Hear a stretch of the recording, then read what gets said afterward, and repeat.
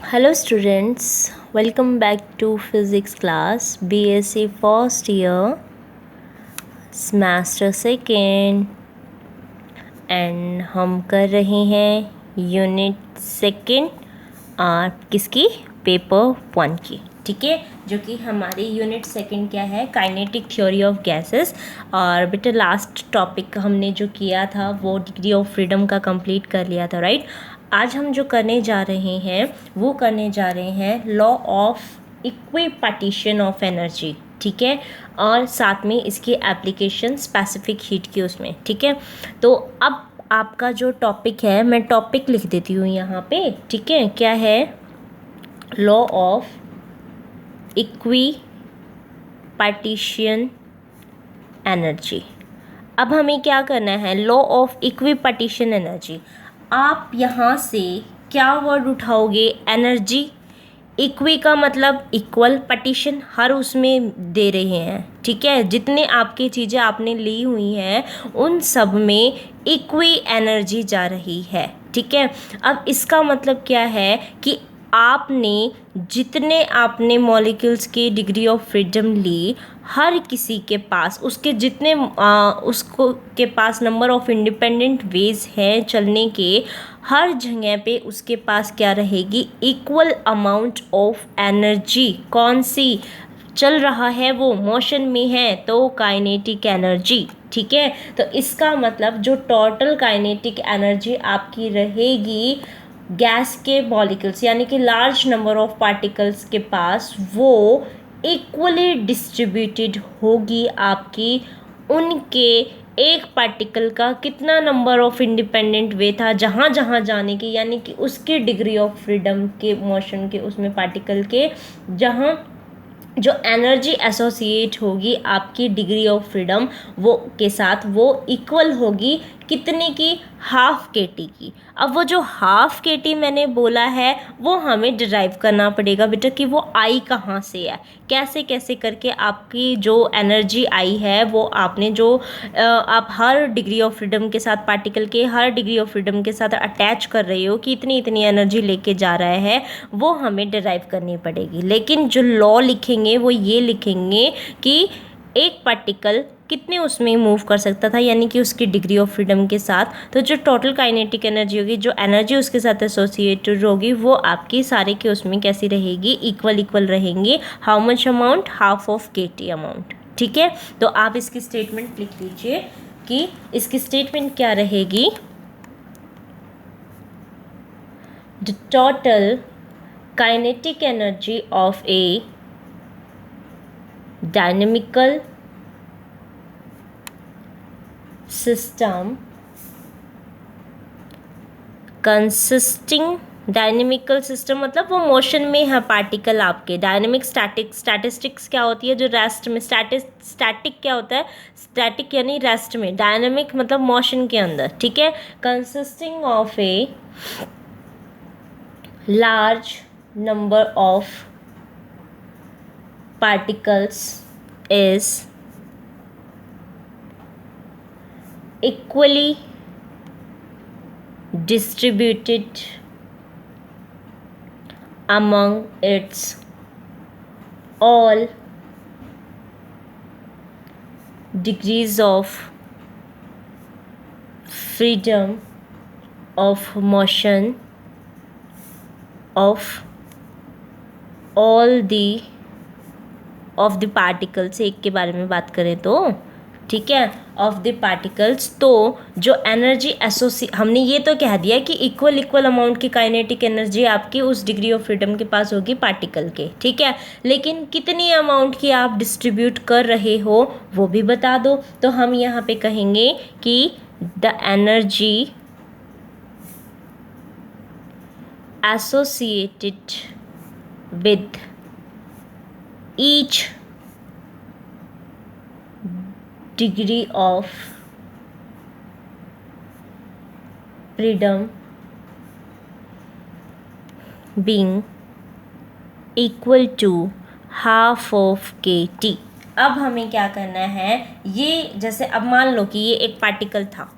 ठीक है, ये यहाँ भी जा रहा है, यहाँ पे भी जा सकता है, यहाँ पे भी। अगर मैं इस पार्टिकल को स्पेस में ले रही हूँ, करेक्ट, इस पार्टिकल को मैंने स्पेस में रख दिया, स्पेस में रख दिया, X direction, Y direction, Z direction, तीनों में जा सकता है भैया ये, ठीक है। अगर तीनों में जा रहा है तो इसके एक्स डायरेक्शन में मूव करने के साथ कितनी काइनेटिक एनर्जी एसोसिएट होगी, इसके वाई में जाने के साथ कितनी एसोसिएट होगी, जेड में जाने के लिए कितनी एसोसिएट होगी, वो कहा है मैंने कि हर किसी के साथ यहाँ जाएगी तो भी हाफ ऑफ के टी होगी, यहाँ जाएगी तो भी हाफ ऑफ के टी होगी, इस साइड जाएगी तो भी हाफ ऑफ के टी होगी। अब आप ये कहोगे मैडम मोनो एटॉमिक गैस ले ली, मोनो एटॉमिक गैस ले ली तो उसकी डिग्री ऑफ फ्रीडम तो 3 है, तो इसका मतलब फिर इसमें कैसे करेंगे, तो अगर बेटा उसकी डिग्री ऑफ फ्रीडम 3 है तो हर डायरेक्शन की वजह से ही तो 3 आई थी, तो 3 को इससे मल्टीप्लाई कर दोगे, 3 को इससे मल्टीप्लाई कर दोगे, 3 को इससे मल्टीप्लाई करेंगे तो कितना हो गया 3/2 kT, यानी कि मोनो एटॉमिक गैस के लिए इक्विपार्टीशन एनर्जी कितनी रह गई, यानी कि टोटल एनर्जी कितनी हो गई उसकी 3/2 kT, ठीक है। तो अब हमें क्या करना है, ये जो हमने लिखा है कि ये हाफ ऑफ के टी आता है, इसको डिराइव करना है, इसको क्या करना है, डिराइव करना है। अब अगर मैं इसको डिराइव करना चाहती हूँ तो मुझे क्या करना पड़ेगा भाई, कुछ तो देखो डेरिवेशन के लिए कुछ तो अजम्पशंस लेनी पड़ती हैं, राइट। तो हम इसके अंदर n number of particles consider कर लेते हैं और कौन से उसमें आपकी परफेक्ट गैस लेके चल लेते हैं। तो आप यूँ कहोगे कि if we consider a perfect gas consisting of large number of molecules in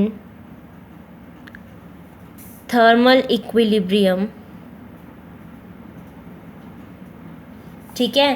तो अब इस तरीके से उसमें कंसिडर कर रहे हो तो जो काइनेटिक एनर्जी होगी हर गैस मॉलिक्यूल्स की वो हमारी सेम रहेगी, ठीक है। Then kinetic energy of each gas molecules should be same, ठीक है। तो काइनेटिक एनर्जी जो हर गैस मॉलिक्यूल्स की होगी वो कैसी हो जाएगी, सेम हो जाएगी। तो हमें अब इसके लिए करना पड़ेगा, अब जो आपका main kinetic theory of gases है उन्होंने 1 मोल ऑफ गैस के लिए आपको फॉर्मूला दिया हुआ है, ठीक है। तो आप ये कहोगे कि according to kinetic theory of gas या gases, kinetic theory of gases for 1 mole of gas, 1 mole of gas के लिए काइनेटिक थ्योरी ऑफ गैसेस ने एक रिलेशन दिया हुआ है हाफ ऑफ n/mc², ठीक है। जहाँ पे ये जो n है आपका बेटा, ये जो n है ये क्या है, एवोगैड्रो नंबर, ठीक है। और एवोगैड्रो नंबर की वैल्यू कितनी होती है बेटा, 6.023 × 10⁻23 पर मोल, ठीक है। ये हमारे पास इसकी वैल्यू होती है। अब आप यूँ कहोगे कि मैम आपने ऊपर ये लिखा था कि परफेक्ट गैस के लिए नंबर, तो हमें पता चल गया कि भाई ये इन्होंने फॉर्मूला दे दिया PV = हाफ ऑफ n/mc² इसकी इक्वल हो गया, ठीक है। लेकिन परफेक्ट गैस का तो हमारा PV = RT एक रिलेशन है 1 मोल ऑफ गैस के लिए, है कि नहीं है, बताओ बताओ, है कि नहीं, है ना, ठीक है। तो आप यूँ कहोगे कि ऑल्सो अकॉर्डिंग टू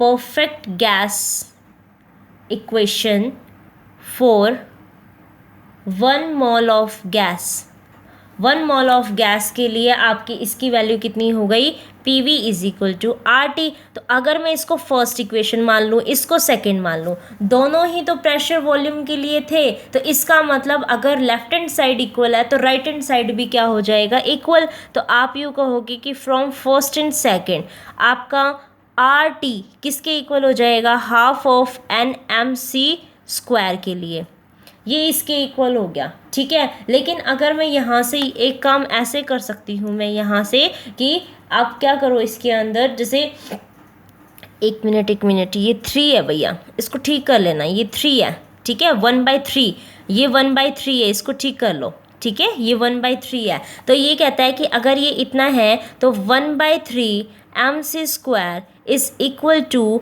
R/N/T। इस 3 को भी मैं उठा के यहाँ कर देती हूँ। तो ये जो R/N होता है ना, R/N इसको बोलते हैं बोल्ट्जमैन कांस्टेंट। क्या बोलते हैं? बोल्ट्जमैन कांस्टेंट बोलते हैं। और इस बोल्ट्जमैन कांस्टेंट की वैल्यू होती है बेटा 1.38 इंटू 10⁻⁻23 जूल पर केल्विन। ठीक है, ये क्या है? आपका बोल्ट्जमैन कांस्टेंट है। ठीक है, बोल्ट्जमैन कांस्टेंट। अब ये कहता है कि अगर ये इसके इक्वल है तो इसको मैं K लिख सकती हूँ। तो ये कितना हो गया? mc² is equal to 3KT।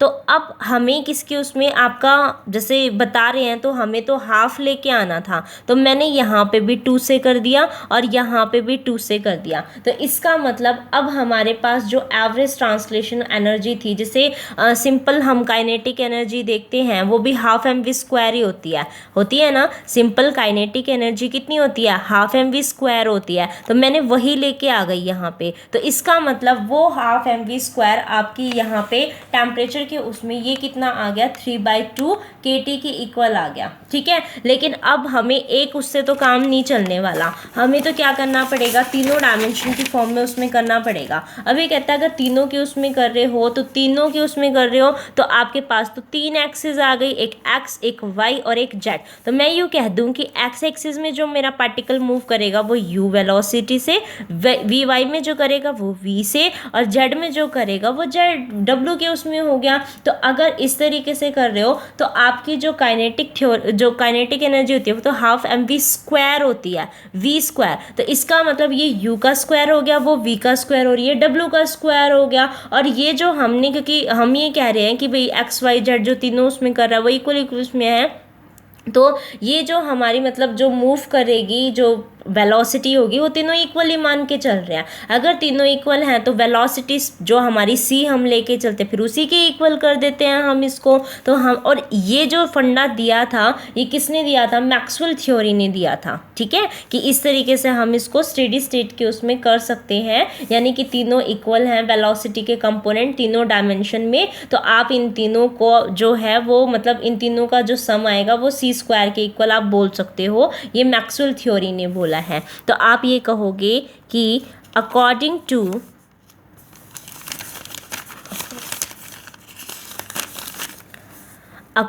To Maxwell's theory, किसकी उसमें? इन स्टेडी स्टेट हमारी v² u² v² के और w² के तीनों इक्वल होते हैं। और ये तीनों मैंने आपको बता दिए वेलोसिटी कंपोनेंट है, कोऑर्डिनेट आपके x y z के उसमें। ठीक है, तो ये आपके ये हो जाएंगे। तो और जो आपका u² प्लस v² प्लस में w² है वो किसके इक्वल हो जाएगा? c² के। ठीक है, तो ये कहता है कि अगर ये इस तरीके से इसके उसमें आते हैं तो हम यहाँ पे क्या कहेंगे कि यहाँ से 1/2 mu² ये इक्वल हो गया 1/2 mv² के। ये किसके इक्वल हो गया? हाफ ऑफ mw² के। लेकिन अगर मैं इन तीनों को कंबाइन करके लिखूं तो वो हाफ ऑफ mc² हो जाएगा। और ये जो हाफ ऑफ mc² है वो आप अभी सॉल्व करके आए हो कि किसके इक्वल है? 3/2 kT के इक्वल है। किसके इक्वल है? 3/2 kT के इक्वल है। तो इसका मतलब क्या हुआ कि अब ये जो मेरा चल रहा था ये 3 के लिए है और तीनों ही इक्वल भी हैं। तो इसका मतलब इन तीनों का जो सम आया है ये 3 उसमें, क्योंकि टोटल ये तीनों ही इक्वल के उसमें है। ठीक है, अगर तीनों सारे एक उसमें है तो ये किसके उसमें आ जाएगा आपका? जैसे ये इसमें आया तो मैंने यहाँ पे 1/3 भी कर दिया और यहाँ पे भी 1/3 कर दिया, 3 से 3 कैंसिल आउट हो गया। तो ये किसके लिए हो गया आपका? टोटल इन तीनों की वजह से आ गया ये वाला पोर्शन आपका। ठीक है, और ये किसके इक्वल हो गया आपका? Half kT। 3 उसका डिग्री ऑफ फ्रीडम के उसमें आ गया। इसका मतलब पर आपका डिग्री ऑफ फ्रीडम, पर मॉलिक्यूल पर डिग्री ऑफ फ्रीडम जो मीन काइनेटिक एनर्जी आई है वो इतनी आई है। इसका मतलब ये क्या हो गया आपका? मीन काइनेटिक एनर्जी पर मॉलिक्यूल पर डिग्री ऑफ फ्रीडम, ये किसके इक्वल आ गई आपकी, हाफ KT के। लेकिन बेटा अगर मैं ये कह दूं कि मेरे पास n डिग्री ऑफ फ्रीडम थे, अगर मेरे पास n, क्योंकि ये यहाँ तो कट गया, इसको तो मैंने काट दिया, तो इसके रिजल्ट में तो पर डिग्री ऑफ फ्रीडम की उसमें आई है, ठीक है। तो ये कहता है कि अगर n डिग्री ऑफ फ्रीडम लेके चल रहे हो तो ये n डिग्री ऑफ फ्रीडम के लिए कितना हो जाएगा, n/2 KT। लेकिन अब मैंने पर मॉलिक्यूल लिया हुआ है, अगर मैं ये तो n डिग्री ऑफ फ्रीडम के लिए this formula change into this, ठीक है। अगर मैं यूँ कह दूँ कि n मॉलिक्यूल्स ले लिए मैंने, n मॉलिक्यूल्स, पर मॉलिक्यूल जैसे एक के लिए आपने अभी ये बता दिया, लेकिन अगर मैं n मॉलिक्यूल ले लेती तो n मॉलिक्यूल के लिए n पार्टिकल्स के साथ ये मल्टीप्लाई हो जाता, तो n इंटू में n/2 KT, ठीक है। अपने पास ये रिजल्ट यहाँ पे बन जाता। समझ में आया? तो अगर पेपर में ये आएगा तो आपने तो यहाँ तक इसको बता के आ जाना है। लेकिन अब हमें क्या करना है, इसकी एप्लीकेशन किसकी, उसमें स्पेसिफिक हीट ऑफ गैसेस के अंदर भी बतानी थी, तो अब वो वाला क्वेश्चन करेंगे, ठीक है। तो अब आप हेडिंग डाल लीजिए, नेक्स्ट हेडिंग। मैं एक बारी हेडिंग देख लेती हूँ कि आपकी क्या थी। हेडिंग है application for the specific heat of gases, तो हम एक सिंपल कर देते हैं इसको, स्पेसिफिक हीट ऑफ गैसेस। अब हमें इसके लिए बताना है specific heat of gases.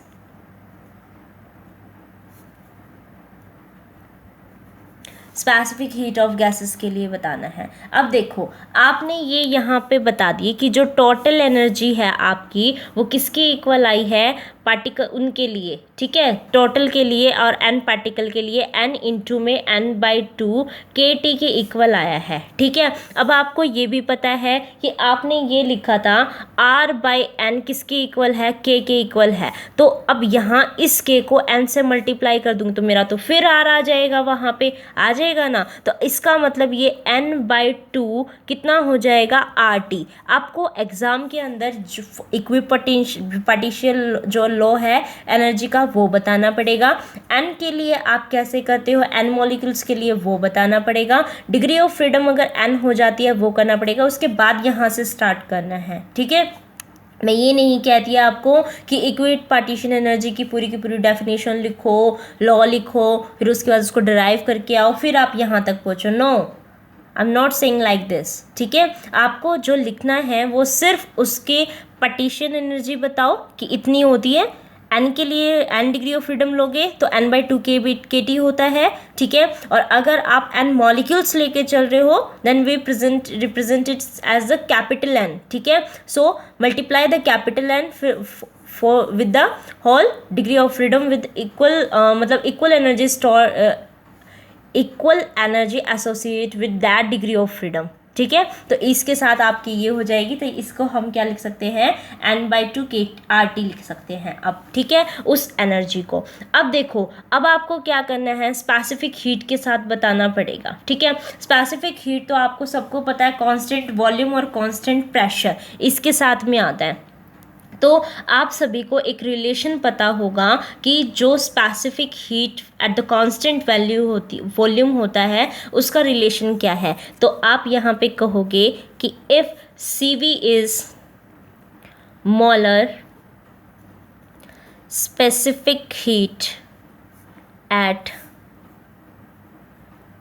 Constant volume, ठीक है। अगर CV आपकी स्मॉलर स्पेसिफिक हीट है एट कांस्टेंट वॉल्यूम तो उसको हम CV is equal to du/dt की फॉर्म में दिखाते हैं। ये भी u तो आपका t का फंक्शन है ही, उसको डिफ्रेंशिएट करना है विद रिस्पेक्ट टू टाइम। तो अगर मैंने इस इक्वेशन को टाइम के रिस्पेक्ट में डिफ्रेंशिएट कर दिया तो टाइम तो एक ही बार था, तो x का डिफ्रेंशिएशन x के रिस्पेक्ट में 1 हो जाता है, तो t का डिफ्रेंशिएशन t के रिस्पेक्ट में 1 हो जाएगा और remaining term treat as constant, ठीक है। तो ये कितना हो जाएगा, n/2 R, ये कितना हो जाएगा, n/2 R। इसका मतलब जो हमारा स्पेसिफिक हीट था उसको मैंने अगर जो एनर्जी थी उसको डिफ्रेंशिएट किया विद रिस्पेक्ट टू टाइम, तो आपकी specific heat at the constant value comes out to be n/2 R, ठीक है। लेकिन आपको स्पेसिफिक हीट जो है वो एट द कांस्टेंट प्रेशर, उसका रिलेशन पता है इसके साथ।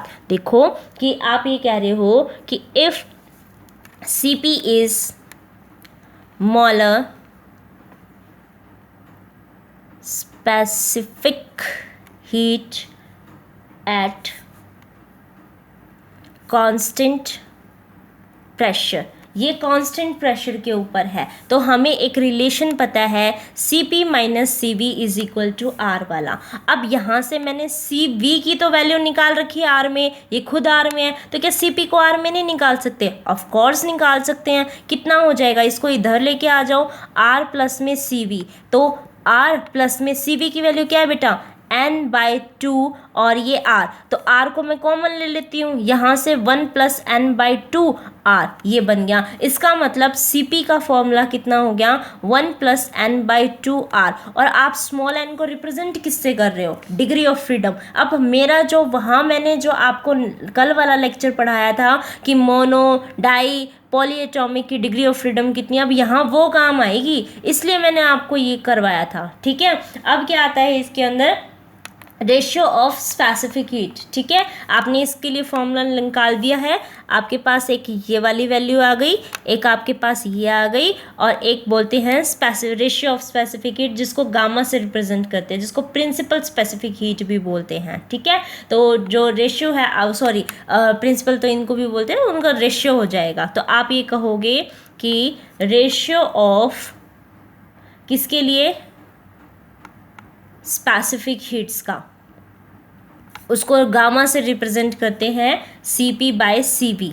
ठीक है, Cp/Cv, तो Cp की वैल्यू कितनी है, 1 + n/2 और यहाँ R, और Cv की वैल्यू कितनी है, n/2 R। जब आप इसको सॉल्व करोगे बेटा तो आपके पास रिजल्ट आएगा 1 + 2/n। ठीक है, क्या आएगा, 1 + 2/n। अब इस फॉर्मूले के साथ में आपने क्या करना है, monoatomic, diatomic and poly atomic के लिए Cp, Cv और उन दोनों का रेशियो कैलकुलेट करना है। ठीक है, तीनों के लिए अब हम उसको कैलकुलेट कर लेते हैं। चलिए स्टार्ट करते हैं। एक बार मैं रिलेशन लिख लूँ तीनों का। Cv का तो कितना आया था आपका, n/2 R आया था। Cp का कितना आया था, आप भी तो बोलते जाओ ना, n/2 प्लस में 1 R आया था, और गामा जो आपका आया है वो 1 प्लस में 2/n आया है। ये तीनों रिलेशन अपने आ गए थे बेटा। ठीक है, अब हमें एक एक पर्टिकुलर केस लेके चलते हैं। फर्स्ट केस में बोल रही हूँ मोनो एटॉमिक गैस ले लिया मैंने। मोनो एटॉमिक गैस के लिए मैं दोबारा एक्सप्लेन नहीं करूँगी, जस्ट ये बता रही हूँ degree of freedom small n से रिप्रेजेंट कर रही हूँ यहाँ पे degree of freedom. Capital N तो बेटा अपना वो था ना कि कितने टोटल नंबर ऑफ मॉलिक्यूल्स आप लेके चल रहे हो। ठीक है, स्मॉल n क्या था, डिग्री ऑफ फ्रीडम था वहाँ पे। ठीक है, तो यहाँ पे देखो Cv की वैल्यू कितनी होगी, n/2 R थी, तो ये कितना हो गया, 3/2 R हो गई। ठीक है, उसके बाद ये कहते हैं Cp के लिए निकालो, 3/2 + 1 यानी कि ये कितना हो गया, 5/2 R हो गया। उसके बाद ये कहता है गामा कितना है, 3/2/3 + 1, तो 3 प्लस में 2 यानी कि 5/3, तो 5/3 अपना क्या हो गया ये। इसको सॉल्व कर दो, ये कितना हो गया, 1.67। इसका मतलब जो स्पेसिफिक हीट रेशियो का जो आपका होता है, रेशियो ऑफ स्पेसिफिक हीट, वो कितना आएगा, मोनो एटॉमिक के केस में 1.67 आता है। ठीक है, उसके बाद कहता है सेकंड लेके चलो भैया डायटॉमिक के लिए, डायटॉमिक गैसेस। डायटॉमिक के लिए लेके चल रहे हैं, तो हमें तो पता ही है डिग्री ऑफ फ्रीडम वहाँ पे कितनी होती है, 5 होती है। अब Cv की वैल्यू निकालेंगे तो 5/2 सिंपल हो रही है, 5/2 R। फिर कहता है Cp की वैल्यू निकालो, तो 5/2 + 1, 2 वहाँ चला जाएगा, 5 प्लस में 2 7, 7/2 यानी कि ये कितना हो गया, 7/2 R। उसके बाद ये कहते हैं दोनों का रेशियो निकाल दो। वैसे तो आप इन दोनों को भी डिवाइड कर सकते हो, नहीं करना चाहते तो आप इसमें पुट कर दीजिए, 1 प्लस में 2/7, 7 और ये 2, 9 और फिर ये कितना, एक मिनट सॉरी, ये 5 था, 5 प्लस में 2 यानी कि 7/5, तो ये कितना आ जाएगा, 7/5। इन दोनों को डिवाइड करोगे तो वैल्यू आएगी 1.4। ठीक है, जैसे आपने इन दोनों को डिवाइड किया, पता है 2 से 2 कैंसिल हो गया, तो कितना आ गया, 7/5 ही तो आया है। ठीक है, उसके बाद थर्ड किसके लिए लेके चल रहे बेटा, पॉली एटॉमिक गैस के लिए। तो बेटा पॉली एटॉमिक गैस के लिए मैंने आपको क्या बताया हुआ है कि अगर हाई टेम्परेचर लेके चलते हैं तो 9 डिग्री ऑफ फ्रीडम है, लेकिन ये सारे जो डील कर रहे हैं हम वो ऑर्डिनरी टेम्परेचर के ऊपर कर रहे हैं, और ऑर्डिनरी टेम्परेचर के ऊपर आपने कितना बताया था इसका degree of freedom poly atomic का, ठीक है। यानी कि जब पॉली यानी कि बहुत सारे आपके आ जाते हैं तो ऑटोमेटिकली आप ये बोलोगे कि ऑर्डिनरी टेम्परेचर पे the degree of freedom for that many particles is 6, ठीक है। Degree of freedom for the many particles आपका ऑर्डिनरी टेम्परेचर के ऊपर 6 ही होगा। हम आंख बंद करके उसको बोल देंगे कि 6 है, ठीक है। तो इसका मतलब ये कितना हो जाएगा, यहाँ पे n की वैल्यू 6 है, ठीक है। तो CV की वैल्यू कितनी हो गई, तो 6/2 is 3R। Poly atomic gas के लिए अपना specific heat at the constant volume comes out to be 3R, ठीक है। उसके बाद हमें कांस्टेंट प्रेशर के लिए निकालना है, तो 6/2 that means 3 + 1 is the 4R, ठीक है। उसके बाद हमें इन दोनों का रेशियो निकालना था, तो दिख ही रहा है 4/3 हो जाएगा, ठीक है। तो आप यहाँ से भी निकालना चाहो तो ये 6 है, तो यानी कि ये 1/3, 3 प्लस में 1 4/3, ठीक है। तो 4/3 को जब डिवाइड करोगे तो बेटा वो आता है 1.33। तो आपको अब जो ध्यान में रखना है वो ये रखना है कि जो रेशियो ऑफ स्पेसिफिक हीट आपका आएगा फॉर द मोनोएटॉमिक गैसेस के लिए वो 1.67 होता है। डायटॉमिक गैसेस के लिए जो रेशियो होता है स्पेसिफिक हीट्स का इन दोनों का वो 1.4 होता है, और इसके लिए कितना होता है 1.3। दैट मीन्स आप जितना ज़्यादा मॉलिक्यूल्स को बढ़ाते जा रहे हो उसका रेशियो और कम कम आता जा रहा है। यही तो यहाँ से प्रूफ हो रहा है। पहले 1.67 था, फिर 1.4 हो गया, फिर ज़्यादा के लिए लिया 1.33 हो गया। तो इस तरीके से ये क्या होता जा रहा है, आपका कमी तो होता जा रहा है स्पेसिफिक हीट का रेशियो, ठीक है। तो यहाँ से ये भी आपका रिजल्ट निकलता है, ठीक है। उसके बाद जो हम कल करेंगे टॉपिक्स बेटा वो मैं आपको बता देती हूँ। Maxwell law of speed distribution, ठीक है, ये आपका टॉपिक रहेगा।